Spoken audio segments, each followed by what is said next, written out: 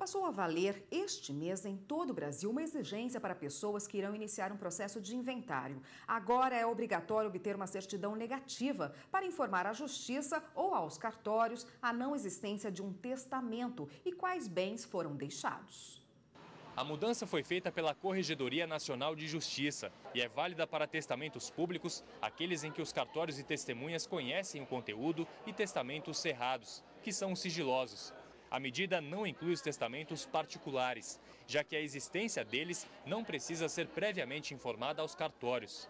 A nova regra atinge inventários feitos em âmbitos judicial e extrajudicial.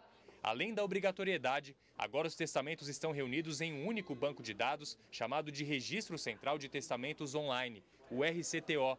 Nele serão emitidas as certidões negativas. Sem elas, o processo não pode ser aberto. Segundo o Conselho Nacional de Justiça, hoje existem no banco de dados aproximadamente 500 mil documentos referentes a testamentos. O objetivo do CNJ é justamente organizar essas informações e evitar que os processos tenham que ser reabertos. Isso acontecia quando os herdeiros, o cartório ou a justiça descobriam a existência de um testamento após a conclusão do inventário.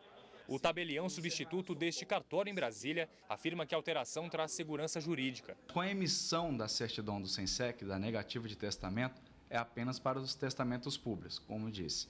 O testamento particular realmente vai ficar, neste caso, com a simples declaração das partes da não existência do testamento particular. De uma certa forma, a certidão do SENSEC dá uma segurança jurídica ainda maior para a prática desses atos. Para falar mais sobre esse assunto, nós vamos conversar com o advogado Marcelo Batista, que foi convidado da bancada de hoje aqui no Jornal da Justiça, primeira edição. Doutor, a gente viu a reportagem, as mudanças agora, mas eu gostaria que o senhor reforçasse e explicasse melhor para a gente o que é o inventário e quais são os procedimentos necessários, para se iniciar um processo de inventário. Maravilha, Érica. O inventário nada mais é do que o procedimento para que os bens deixados pelo falecido sejam distribuídos entre os seus herdeiros, tanto aqueles herdeiros necessários quanto os herdeiros testamentários.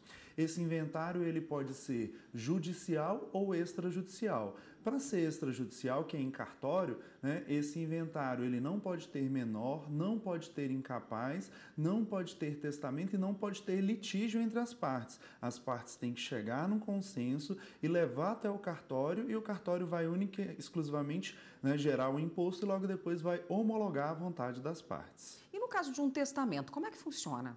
Já o testamento funciona da seguinte forma: existem 3 tipos de testamento. Existe o testamento público, que é aquele feito em cartório, na presença de 2 testemunhas, onde quem faz o testamento é o próprio tabelião. Existe também o testamento cerrado, que ele é levado para o tabelião já fechado, onde ninguém tem conhecimento, e as testemunhas servem única e exclusivamente para afirmar que existe ali um testamento, mas existe o testamento particular, que é aquele que a pessoa faz sem ter que levar ao cartório e que precisam apenas de 3 testemunhas. Esse testamento particular, apesar de ter a previsão legal, não é muito aconselhável porque ele não traz muita garantia, já que não existe o registro dele no cartório. E o que mudou com essa resolução 56 do CNJ? Ok, a resolução 56 do CNJ obrigou que seja juntada a certidão do SENSEC, que ela vai informar a existência ou não de um testamento público ou um testamento cerrado. Então, o que acontece?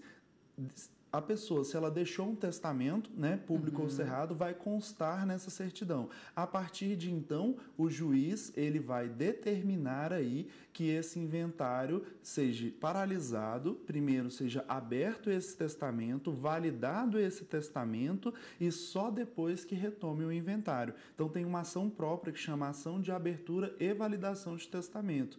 Isso serve exatamente para dar mais garantia aí à vontade do falecido. Mais segurança, A gente volta a falar desse assunto até para evitar os problemas de fraude, Maravilha, vamos sim. No próximo bloco. Só um minutinho, por favor. A gente volta a falar com o advogado Marcelo Batista, que hoje conversa conosco a respeito de inventário e testamento hoje.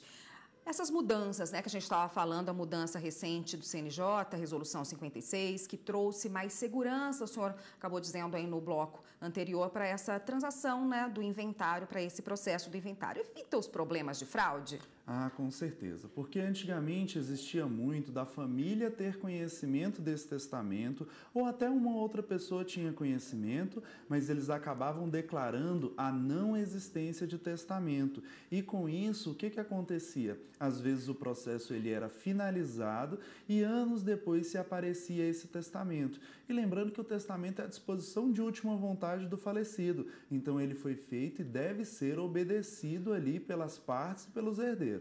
Agiliza o processo?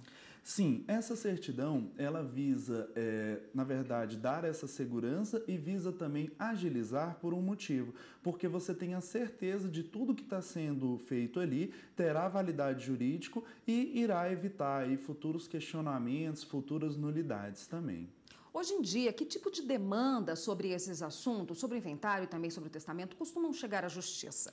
É muito comum a população sempre ter a impressão que inventário vai durar 10, 20, 30 anos. Realmente, alguns, né, acabam durando. Mas o que acontece? O que mais se discute em inventário é a divergência entre opiniões dos herdeiros e também a divergência de patrimônio. Porque muitas vezes os herdeiros acabam alegando que o falecido tinha mais patrimônio do que está sendo declarado, tenta-se provar, às vezes o patrimônio está em outro estado, aí tem que se mandar a carta precatória, etc. Então, essas questões acabam sendo muito discutidas. Às vezes também se é discutida a própria validade do testamento, se aquele testamento seguiu os requisitos legais, se aquele testamento foi feito dentro da lei.